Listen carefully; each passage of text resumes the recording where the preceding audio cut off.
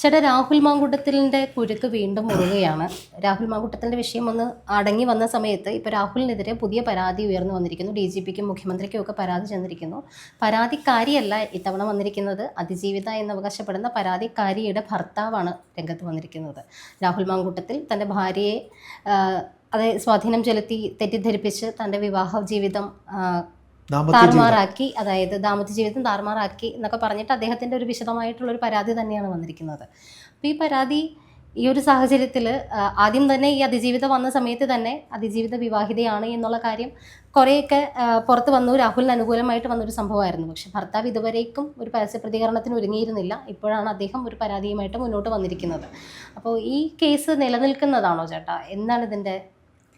ശരി, ഇതിനകത്ത് നമ്മൾ രാഷ്ട്രീയമായിട്ട് ചിന്തിക്കുമ്പോഴത്തേക്ക് ഈ പറയുന്ന LDF എന്ന് പറയുന്ന പാർട്ടി, CPM എന്ന് പറയുന്ന പാർട്ടി രാഹുൽ മാങ്കൂട്ടത്തിനെതിരെ ഒരു സ്ത്രീവിരുദ്ധ പരാമർശം അവരിപ്പോഴും പിടിക്കുന്നുണ്ട്. കാര്യം രാഹുൽ മാങ്കൂട്ടം എന്ന യുവ നേതാവിനെ അത്ര കണ്ട് ഇവർക്കെല്ലാം അതിഭയങ്കരമായ രാഷ്ട്രീയ വിരോധം ഉണ്ടായിരുന്നു, വ്യക്തിവിരോധം ഉണ്ടായിരുന്നു. അപ്പോൾ പാലക്കാട് ഒരു വേള വീണ്ടും രാഹുൽ മാങ്കൂട്ടം മത്സരിക്കാനായി തയ്യാറെടുക്കുമ്പോൾ ഇന്നലെ ഈ കഴിഞ്ഞ ദിവസം ഉണ്ടായ കാര്യങ്ങൾ നമുക്ക് പറയാൻ പറ്റും. അതായത് PJ കുര്യനെ പോലെ പരിണിതപ്രജ്ഞനായ ഒരു പഴയ നേതാവാണ് അദ്ദേഹം. അപ്പോൾ അദ്ദേഹത്തിനെതിരെ ഉള്ള ആരോപണങ്ങൾ, ഇതിനേക്കാളും ഭീകരമായ ആരോപണങ്ങൾ സൂര്യനെല്ലി കേസുമായിട്ടൊക്കെ അത് ഇവിടെ കേരളത്തിലെ ഏതൊരു വ്യക്തിക്കും അറിയാമെന്നുള്ളതാണ്. അപ്പോൾ അദ്ദേഹത്തിനെ പോലെ ഉള്ളൊരു നേതാവിനെതിരെ ഉണ്ടായ കേസിനാസ്പദമായി അദ്ദേഹത്തിൻ്റെ കരിയർ എങ്ങനെയാണ് കോൺഗ്രസ് പാർട്ടി മൂടി വെച്ച് അദ്ദേഹത്തിനെ പിന്നെയും മത്സരിപ്പിച്ച് തോറ്റുവെങ്കിലും അദ്ദേഹത്തിനെ അവസാനം ലോക്സഭയിൽ വരെ എത്തിച്ച കോൺഗ്രസ്സാണ്. അപ്പോൾ അദ്ദേഹത്തിനോട് ഈ പറയുന്ന ഇലക്ഷൻ അടുപ്പിച്ച് ഈ 80ാമത്തെ വയസ്സിലും അദ്ദേഹത്തിനൊക്കെ മത്സരിക്കണമെന്ന് വലിയ ആഗ്രഹമുണ്ട്. പിന്നെ ഈ കോൺഗ്രസ് പാർട്ടിയിലെ ഒരു കൂട്ടം നേതാക്കളെ സംബന്ധിച്ച് അവർക്കൊക്കെ തന്നെയും ഈ യുവാക്കളായ നേതാക്കൾ ഇവർക്കൊക്കെ എപ്പോഴും മത്സരിക്കണം, ഇവരുടെയൊക്കെ ഭ്രഷ്ടം എപ്പോഴും അധികാരത്തിൻ്റെ സീറ്റിൽ തന്നെ ഇരിക്കണമെന്ന്, അതാണ് കോൺഗ്രസ് പാർട്ടിയുടെ ഏറ്റവും വലിയ ശാപവും. അതിൽപ്പെട്ട ഒരു നേതാവ് തന്നെ ആണോ PJ കുര്യൻ എന്നൊരു സംശയം എന്നേ തന്നെ ഈ വിഷയം വീണ്ടും കുത്തിപ്പൊങ്ങുമ്പോൾ ഉണ്ടായിട്ടുണ്ട്. PJ കുര്യൻ ഒരു പൊതുവേദിയിൽ തന്നെ ഈ രാഹുലിനെ ആക്ഷേപിച്ചിട്ടുണ്ട്, രാഹുൽ തിരിച്ചും ആക്ഷേപിച്ചിട്ടുണ്ട്. ഇന്നലെ ഒരു പ്രമുഖ ചാനലിൻ്റെ വക്താവ് രാഹുലിനെ മത്സരിപ്പിക്കുമോ എന്ന് ചോദിക്കുമ്പോൾ അദ്ദേഹം പാർട്ടിയിലില്ലല്ലോ, രാഹുൽ അല്ലെങ്കിൽ വേറെ ആരും അവിടെ നിൽക്കാനില്ലേ, രാഹുലിനെ ഒന്നും മത്സരിപ്പിക്കില്ല എന്ന രീതിയിൽ അദ്ദേഹം പറയുകയും, ഇന്നലെ പെരുന്നയിൽ രാഹുൽ പോയി അദ്ദേഹത്തെ കണ്ട് ഞാൻ രണ്ട് കൈവിട്ട് നിൽക്കുകയാണ്, എന്നെ ഇങ്ങനെ കയറി ദ്രോഹിക്കരുത് എന്ന് അവർ തമ്മിൽ ഒരു സംഭാഷണം നടത്തി പിരിയുന്നത് ഇവിടുത്തെ മുഖ്യധാരാ മാധ്യമങ്ങളിലൊക്കെ തന്നെ വന്ന വാർത്തയാണ്. അങ്ങനെ ആയിരിക്കണം ചെറുപ്പക്കാരൻ പറഞ്ഞിട്ടുള്ളത്. അപ്പോൾ ആ അവസരത്തിൽ വീണ്ടും രാഹുലിൻ്റെ വിഷയം പൊങ്ങി വരുമ്പോൾ അത് കോൺഗ്രസ് പാർട്ടിക്കകത്തും രാഹുലിനോട് വിരോധമുള്ളവർ ഉണ്ട്. ഇവ പരാതിക്കാരിയുടെ ഭർത്താവ് ഉന്നയിച്ചിരിക്കുന്ന പരാതി എന്ന് പറയുന്നത് എത്ര മാസങ്ങൾക്ക് ശേഷമാണ്? 2 സ്ത്രീകൾ, 2 അതിജീവിതകളുടെ പരാതിയാണ് വന്നിട്ടുള്ളത്. ഈ 2 പരാതികളും പോയിട്ട് അതിൽ കോടതിയിൽ പോയി നോട്ട് ടു അറസ്റ്റിലാണ് നിൽക്കുന്നത്. ജാമ്യം നിഷേധിച്ചിട്ടുണ്ട്, എന്നാൽ നോട്ട് ടു അറസ്റ്റുമാണ്. ഈ അവസരത്തിൽ ഇനി ഇലക്ഷന് 2 മാസം നിൽക്കുമ്പോൾ വീണ്ടും ഈ ഒരു പരാതി DGPക്കും മുഖ്യമന്ത്രിക്കും കൊടുക്കുമ്പോൾ ഇതിനകത്ത് രാഷ്ട്രീയ ഗൂഢ ലക്ഷ്യം തന്നെയുണ്ട്. അത് പറഞ്ഞു ചെയ്യിക്കുന്നതോ പോലെ തന്നെയാകും. കാര്യം അതിനകത്ത് പറയുന്നത് ദാമ്പത്യ ജീവിതത്തിനകത്തുണ്ടായിട്ടുള്ള വിഷയങ്ങളെ സംബന്ധിച്ച് പറഞ്ഞു തീർക്കാനായി ഈ രാഹുൽ ഇടപെട്ടിരുന്നു എന്നുണ്ടെങ്കിൽ എന്നെ എന്തുകൊണ്ട് ഭർത്താവെന്ന രീതിയിൽ വിളിച്ചില്ല എന്നൊരു ചോദ്യം അയാൾ ചോദിക്കുന്നുണ്ട്. 2, അയാൾക്ക് ശാരീരിക ക്ഷമത കുറവാണെന്നും മറ്റുമൊക്കെ പറഞ്ഞു വരുത്തി എന്നൊക്കെ നമ്മുടെ ഒരു കോമൺ രീതിയിലൊരു ചോദ്യം വരുന്നത്, ഈ 2 മാസം വരെ ഇദ്ദേഹം എവിടെ പോയിരുന്നു? ഈ 2 മാസം വരെ ആദ്യത്തെ കേസുമായി ബന്ധപ്പെട്ട അതിജീവിതർ ഇവർ ഭാര്യ ഭർത്തൃ ബന്ധം വേർപെട്ടവരാണെന്ന് പറയുന്നു. വേർപെട്ട ശേഷമാണോ രാഹുലിനെ കണ്ടത് എന്നും അതും ഇതിനകത്ത് തന്നെ പ്രതിപാദിക്കുന്നുണ്ട്. അതായത് ഞങ്ങൾ എന്നിട്ടും പരസ്പരം ഞങ്ങൾ അങ്ങോട്ടും ഇങ്ങോട്ടും കാര്യങ്ങളൊക്കെ പറയുമായിരുന്നു എന്നാണ് പറയുന്നത്. അദ്ദേഹം പാലക്കാട് വെച്ചാണ് ഇവരെ വിവാഹം കഴിയുന്നത്, ഒരു തിരുവനന്തപുരത്തേക്ക് ഒരു താമസം മാറുന്നു. അപ്പോൾ അങ്ങനെ കോംപ്രമൈസിന് വന്ന രാഹുൽ ഞങ്ങളുടെ ദാമ്പത്യ ജീവിതം തകർത്തു എന്നാണ് വന്നിരിക്കുന്നത്. അപ്പോൾ ഇതിൽ നിന്ന് ഒരു കാര്യം വ്യക്തമാണ്, ഈ പരാതിക്കാരിയുടെ ഭർത്താവ് കൊടുത്തിരിക്കുന്ന പേപ്പർ പോലെ തന്നെ ഈ വരാൻ പോകുന്ന 3 മാസത്തിനിടയിൽ കോൺഗ്രസിനെതിരെ എന്തെല്ലാം ആയുധങ്ങൾ, ഇപ്പോൾ രാഹുൽ മാങ്കൂട്ടമാണെങ്കിലും അല്ലെങ്കിൽ മറിച്ച് വേറെ ആരുടെയൊക്കെ പരാതികൾ, അത് ഏത് കാര്യങ്ങളിലും ഏത് കേസിലായാലും അതെല്ലാം തന്നെ റീവെൻറ്റ് ചെയ്യപ്പെടും. കാരണം CPM എന്ന് പറയുന്ന പാർട്ടിയെ സംബന്ധിച്ച് ഇപ്പോൾ ഏറ്റവും കൂടുതൽ ശത്രു കോൺഗ്രസ്സാണ്. കാര്യം കോൺഗ്രസിനെ അടിച്ചിരുത്തിയാൽ ഇവർക്ക് വീണ്ടും ഭരണത്തിൽ വരാൻ പറ്റും. പക്ഷെ എനിക്ക് തോന്നുന്നു ചേട്ടാ, ഈ പറയുന്ന പരാതിക്കാരനായ അതിജീവിതയുടെ ഭർത്താവിന്റെ പാർട്ടി ഈ CPMഉം കോൺഗ്രസും അല്ലാത്ത മറ്റൊരു പാർട്ടിയാണ്. അല്ല ഐശ്വര്യ, അവിടെ മറ്റൊരു പാർട്ടിക്കാർ, അത് BJPക്കാരനാണ്. അവിടെയാണ് സോഫ്റ്റ് കോർണർ എന്ന് പറയുന്നത്. അതായത് CPM ഒരു ആയുധമായി ഉപയോഗിക്കുന്ന കാര്യം, കോൺഗ്രസ് മുക്ത ഭാരതം എന്ന് ഏറ്റവും കൂടുതൽ ആഗ്രഹിക്കുന്നത് BJPയാണ്. അപ്പോൾ BJP കോൺഗ്രസ് മുക്ത ഭാരതം എന്ന് ആഗ്രഹിക്കുമ്പോൾ കേരളത്തിൽ മാത്രം ഇപ്പോൾ ഉള്ള CPM-ന് കോൺഗ്രസിനെ ഒരു വേള കൂടെ മാറ്റി നിർത്തിയാൽ അവർക്ക് വീണ്ടും ഭരണം കൊണ്ടുവരാൻ പറ്റും. ഇപ്പോൾ അവർക്ക് ഈ അവസരത്തിൽ ഇലക്ഷൻ നടന്നാൽ പോലും കോൺഗ്രസ് തിരിച്ചു വരും ഈ 2 മാസത്തിനിടയ്ക്ക്. പക്ഷെ ഇതിന്റെ നിയമത്തിന്റെ സാധുത എന്താണെന്നുള്ളത് എനിക്ക് മനസ്സിലാവുന്നില്ല ചേട്ടാ. പരാതിക്കാരി ഇപ്പോൾ എൻ്റെ പേഴ്സണൽ അഭിപ്രായത്തിൽ അദ്ദേഹത്തെ ചതിച്ചത് അല്ലെങ്കിൽ അദ്ദേഹത്തിന്റെ വിവാഹ ജീവിതം താറുമാറാക്കിയത് അദ്ദേഹത്തിന്റെ ഭാര്യ കൂടിയല്ലേ, അല്ലാതെ പുരുഷൻ മാത്രം എങ്ങനെയാണ് അവിടെ പ്രതിയാകുന്നത്? അദ്ദേഹത്തിന്റെ ഭാര്യ കല്യാണം കഴിഞ്ഞൊരു സ്ത്രീയാണ്. അവർക്ക് ബോധവും വിവരവും എല്ലാം തീരുമാനമെടുക്കാനുള്ള പക്വതയും ഒക്കെ ഉള്ളൊരു ലേഡിയാണ് അവർ മറ്റൊരാളുടെ കൂടെ പോയിട്ടുണ്ടെന്നുണ്ടെങ്കിൽ അതിൻ്റെ ബലാത്സംഗമാണോ അല്ല എന്നുള്ള രീതിയിൽ ഞാൻ പണ്ടും ഈ കേസ് വന്നപ്പോഴും ഞാൻ പറയുന്നുണ്ട്, അതിനൊരു ബലാത്സംഗം പീഡനം എന്ന് പറയുന്നതിനോട് വ്യക്തിപരമായി താല്പര്യം ഇല്ലാത്ത ആളാണ് ഞാൻ.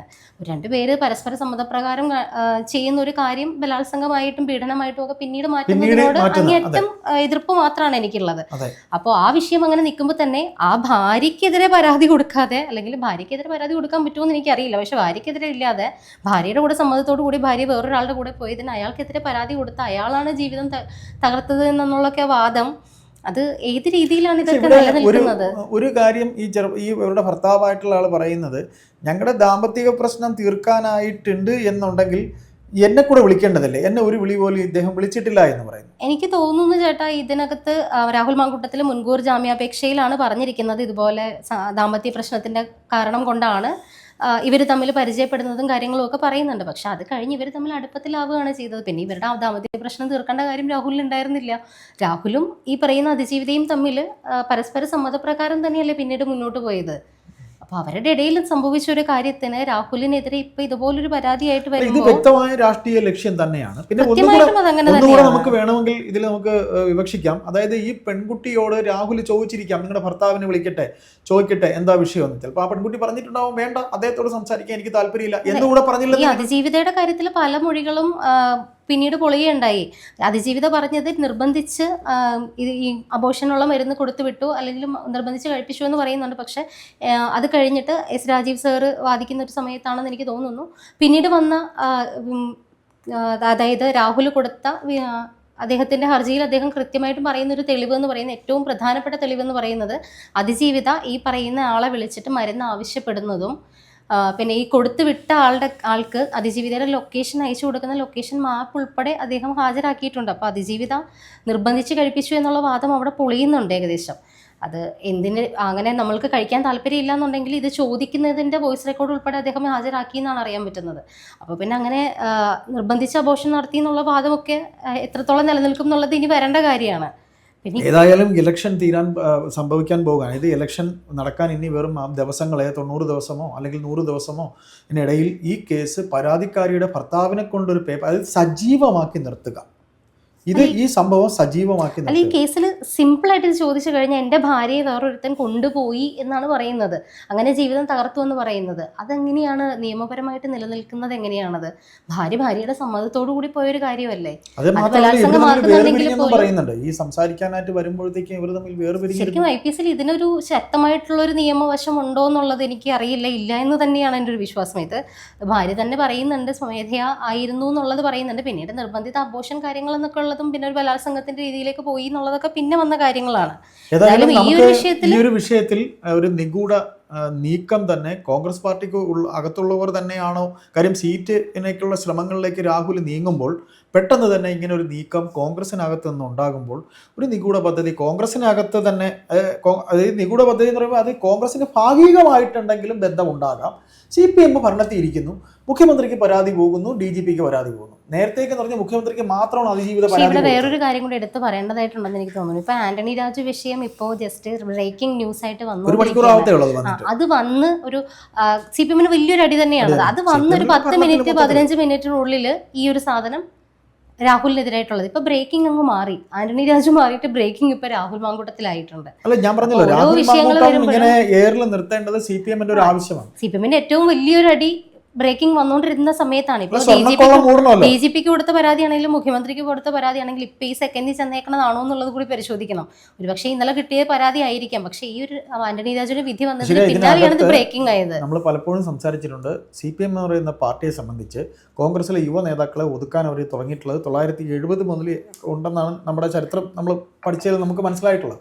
അപ്പോൾ അങ്ങനെയുള്ളപ്പോൾ രാഹുൽ മാങ്കൂട്ടത്തിന് സീറ്റ് കിട്ടാൻ പാടില്ല എന്നുള്ളത് കോൺഗ്രസിനകത്തോ അത് അവരുടെ തീരുമാനം. പക്ഷേ ഇടതു മുന്നണിയിൽ ഈ വിഷയം സജീവമാക്കി നിർത്തുക, അത് പെണ്ണ് വിഷയമാണ്. അപ്പോൾ അത് കേരളത്തിലൊട്ടുക്ക് ഇവർക്ക് MM മണിയെ പോലെയൊക്കെയുള്ള നേതാക്കൾക്ക് സംസാരിക്കാനൊരു വിഷയമാക്കാനും ഇത് സജീവമാക്കാനും സ്വർണ്ണക്കൊള്ള മറയ്ക്കാൻ എന്തൊക്കെ ഇപ്പോൾ സ്വർണ്ണക്കൊള്ള സോണിയാഗാന്ധിയുടെ തലയിൽ കൊണ്ട് വയ്ക്കാൻ ശ്രമിച്ചുകൊണ്ടിരിക്കുകയാണ്. അപ്പോൾ നിഗൂഢമായ പദ്ധതി, കാര്യം എങ്ങനെയും ഭരണം വരണം. അപ്പോൾ കോൺഗ്രസിനെ മാനസികമായി തളർത്താനായിട്ടുള്ള ആയുധങ്ങളുടെ പണിപ്പുരയിലാവുള്ളൂ. BJP അവർക്ക് പ്രശ്നമല്ല. ഈ ഒരു ടേം കൂടെ BJPയുടെ ബുദ്ധിയിൽ, അതായത് കെണിയിൽ അവർ വീഴും. ഈ കെണിയിൽ അഥവാ എന്തെങ്കിലും സംഭവിച്ചാൽ കുതിരയ്ക്ക് കൊമ്പ് കൊടുത്ത പോലത്തെ അവസ്ഥയിലേക്ക് കാര്യങ്ങൾ പോകും. കാര്യം അതിനെ പിന്നെ എന്താ പറയുക, ലക്ഷ്യ എന്ന രീതിയിൽ ഇന്ന് കോൺഗ്രസിൻ്റെ UDFൻ്റെ തിരഞ്ഞെടുപ്പുമായി ബന്ധപ്പെട്ട് വയനാട്ടിലോ മലപ്പുറത്തോ ഇന്ന് അവർ യോഗം കൂടുന്നുണ്ട്. ലക്ഷ്യ, അതായത് 2026 കോൺഗ്രസിൻ്റെ പ്ലാനും പദ്ധതിയും എന്ന് പറഞ്ഞു. അപ്പോൾ അതിനെ ഡിഫെൻഡ് ചെയ്യാൻ ഇവർക്ക് പ്ലാനും പദ്ധതിയും ഉണ്ടാക്കിയില്ലെങ്കിൽ ഇനി വരുന്ന 3 മാസം ഇതേപോലെയുള്ള കയ്യിലുള്ള സാധനങ്ങൾ ഓരോന്നായി എടുത്ത് മുഖ്യമന്ത്രി എന്ന് പറയുന്ന വ്യക്തിയോ അല്ലെങ്കിൽ CPM എന്ന് പറയുന്ന പാർട്ടിയോ മുഖ്യമന്ത്രിയുടെ ഓഫീസോ, എസ്പെഷ്യലി പൊളിറ്റിക്കൽ സെക്രട്ടറി അദ്ദേഹം തന്നെ ആയിരിക്കും. കാര്യം അടൂർ പ്രകാശ് പറഞ്ഞു P ശശിയാണ് എൻ്റെ പേരിൽ വലിച്ചടയ്ക്കുന്നതിനും ഇതിലേക്കുള്ള. അപ്പോൾ ഇവർക്ക് മാത്രമല്ല ബുദ്ധി, കോൺഗ്രസ്സുകാരും ചിന്തിക്കട്ടെ. ഒരു രാഹുൽ മാങ്കൂട്ടത്തിനെ കാണിച്ച് അവരെ തേജോവധം ചെയ്യാനാണെങ്കിൽ അവരിപ്പോൾ പുറത്താക്കിയിരിക്കുന്ന ഒരു നേതാവാണ്. ഏതായാലും ഇനിയും നമുക്ക് ഇതേപോലത്തെ ഇറക്കിവിടലുകൾ ഉണ്ടാകും. കാര്യം ചില ഭൂതങ്ങളെ അവരിങ്ങനെ കരുതി വെച്ചിട്ടുണ്ട്, കുടം തുറന്ന് പുറത്ത് വിടുമെന്ന് തന്നെ നമുക്ക് കരുതാം.